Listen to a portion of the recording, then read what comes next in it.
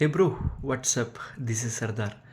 Bro, daily మన లైఫ్లో, మన స్ట్రీట్స్లో, నైబర్హుడ్లో, ఆఫీసెస్లో, షాపింగ్ మాల్స్లో ట్రాఫిక్ జామ్ అయినప్పుడు, నీళ్ళ కొళాయి దగ్గర, బస్సుల్లో, ట్రైన్స్లో, ఎక్కడైనా సరే కొంతమంది చాలా కోపంతో ఊగిపోతూ విచక్షణ లేకుండా అరుస్తూ కోపంతో మాట్లాడుతూ ఉంటారు.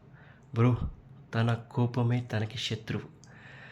బ్రో, ఒక మనిషికి నిజమైన బలం ఏంటో తెలుసా?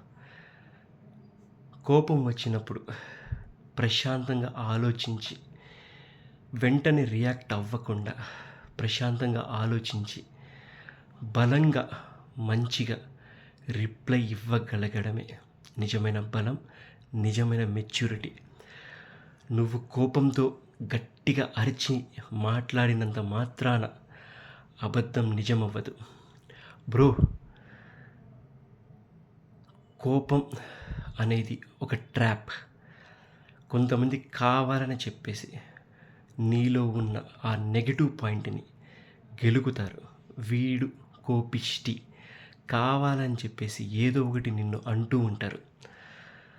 విచక్షణ లేకుండా ఎప్పుడు బిహేవ్ చేయొద్దు. డీసెంట్స్గా ఉండు, డిసిప్లిన్గా ఉండు, ప్రశాంతంగా ఉండు. అందరికీ ఏవో ఒక ప్రాబ్లమ్స్ ఉంటూనే ఉంటాయి. డైలీ మన లైఫ్లో కొంతమంది ఎదవల్ని మనం కలుస్తూనే ఉంటాం. వాళ్ళు ఏదో అన్నంత మాత్రాన నీ లైఫ్లో నువ్వు కోల్పోయేది ఏమీ లేదు. అనవసరంగా ఎవ్వరితోనూ గొడవ పెట్టుకోవద్దు. ఎస్పెషల్లీ స్టూడెంట్స్, మీరు కాలేజెస్లో ఉంటారు, హాస్టల్స్లో ఉంటారు.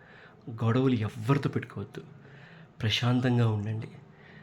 ఆఫీసెస్లో మేనేజర్స్తో మాట్లాడేటప్పుడు, మీ బాసెస్తో మాట్లాడినప్పుడు, మీ కొలీగ్స్తో మాట్లాడుతున్నప్పుడు, ఇంట్లో అమ్మ లేకపోతే వైఫ్ పప్పులో కొంచెం ఉప్పు తక్కువైందని చెప్పేసి అలా చాలామంది కోప్పడుతూ ఉంటారు. ఏదో ఒక రీజన్ చెప్పి ఫ్యామిలీ వాళ్ళ పైన, రిలేటివ్స్ మీద, పిల్లల మీద కోపం చూపిస్తూ ఉంటారు. బ్రో, అరిచి గోల చేసినంత మాత్రాన, కోపంతో ఊగిపోయినంత మాత్రాన నిజం అబద్ధం అవ్వదు, అబద్ధం నిజం అవ్వదు. తన కోపమే తనకి శత్రువు. ఇది గుర్తుపెట్టుకోండి.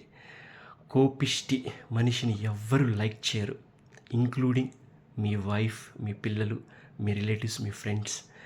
ఎవరైతే చక్కగా నవ్వుతూ ఎప్పుడు ప్రశాంతంగా ఉంటారో వాళ్ళని ఈ ప్రపంచం లైక్ చేస్తుంది. ఎప్పుడు కోపం చేయొద్దు.